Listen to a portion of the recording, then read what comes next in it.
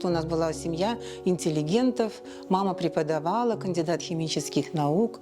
Ей, конечно, наверное, тоже очень хотелось бы, чтобы я занималась наукой. Когда пришел выбор в профессии, хотела пойти в шитье, но у нас же вот я единственная медалистка была в классе.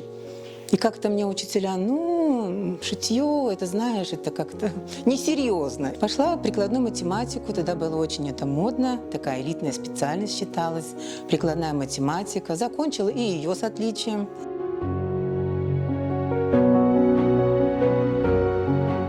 Шить я всегда любила. И всегда у меня параллельно шло по жизни математика и шитье. Например, сошьешь что-нибудь такое, да?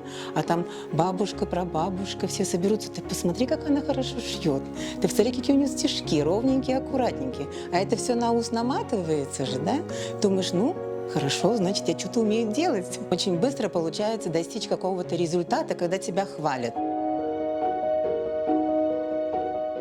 Вот сейчас вот дети спрашивают иногда, ой, а на нас это хорошо сядет? Я говорю, знаете что, я в свое время крылья самолетов краила, не то что там это платье.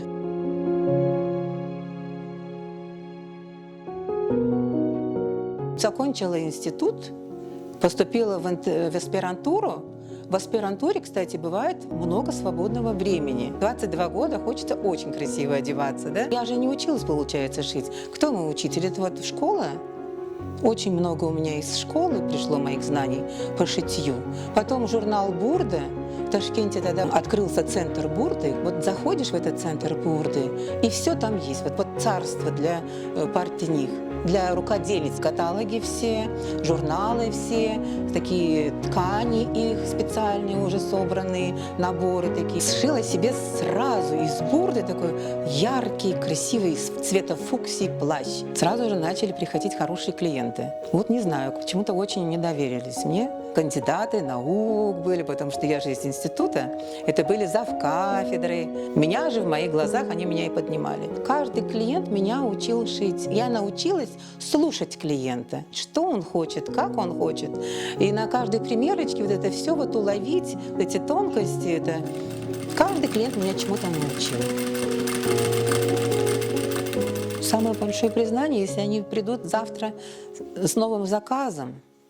Это же, знаете, каждый заказ, это как вот прям вот шарик, да, и вот иголочка. Как вот, да, вот иголочкой, как? Супер, вот скажут супер, и я спокойна. Значит, будет еще заказ.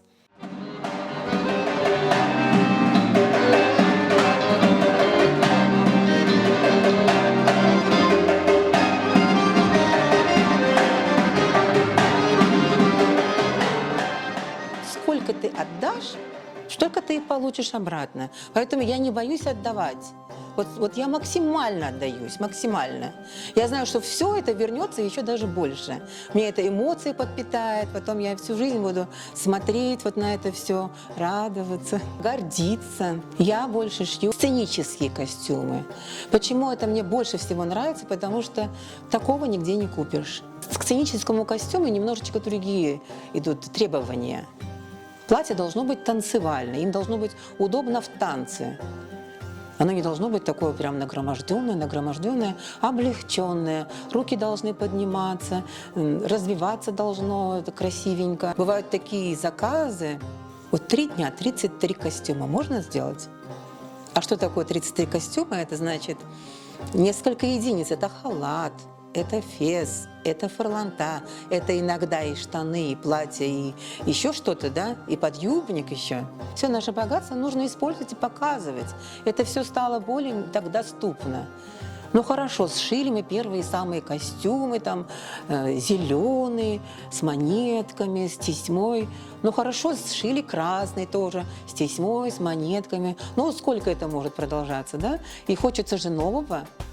Развиваются танцы, а костюм тоже развивается. Я записалась на курсы по вышивке. Курмаева Венера нам объясняла эти орнаменты, расшифровку этих орнаментов.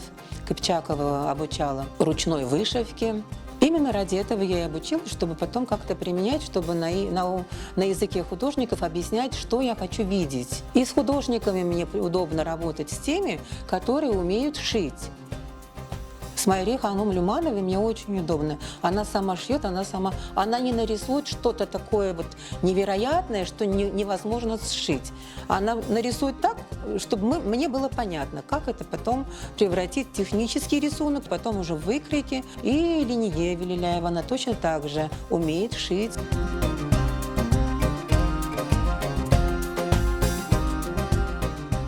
Самые необычные костюмы – это для меня все костюмы для Дианы Лесес. Они все необычные. Этот конкурс был очень яркий, очень мощный. Все же знаем, что развитие происходит, когда есть спрос и есть предложение. Вот спрос – это костюмы на Диану Лесес. Вот мне кажется, Диана Лесес вот прям очень большой такой мощный толчок давал.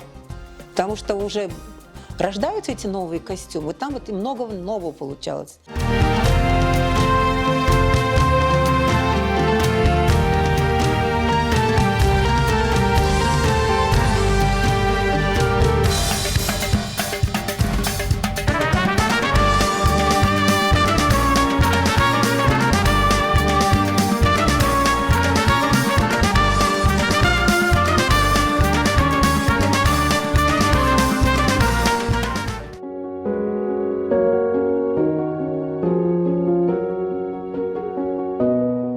Творчество. Это большая ответственность, потому что вот сможешь ты, понравится ли это все, правильно ли я сделаю, хорошо ли я сделаю. А в это время мен эркес гайтаман не явление десен, не ули десен. Пока вот не сделаешь этот заказ, пришла к такому выводу, что вот очень вот этим творчеством заниматься – это мое. Муж. Сначала ему не нравился, честно скажу. Потому что это я занята, я не могу выйти с ним куда-нибудь, когда нужно. Когда их стало много, этих костюмов, они появляются то в журналах, то в газетах, то на телевидении. И вот так вот он сидит кому-нибудь, если рядом кто-то... Это не я делала. Да, он тоже должен был поверить. Каждый должен был поверить. Жили в Узбекистане, видели, как развивается это все у узбеков, что вот начиная с маленьких девочек, они уже вот танцуют под руководством балерин свои национальные вот эти вот в ханатласных платьишках, как куколки. Думаю, ну почему у нас такого нет? И когда вот это все я смогла увидеть здесь и нашла применение именно вот здесь, на родной земле, в Крыму, и развитие, не то что применение, развитие вот этого всего, и то, что это востребовано, для меня это такое счастье.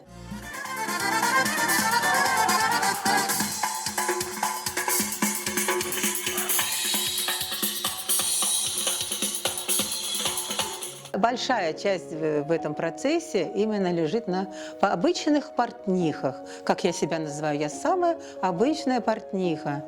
Поэтому, как говорят, не боги горшки обжигают. Да? Вот с этим девизом надо и жить.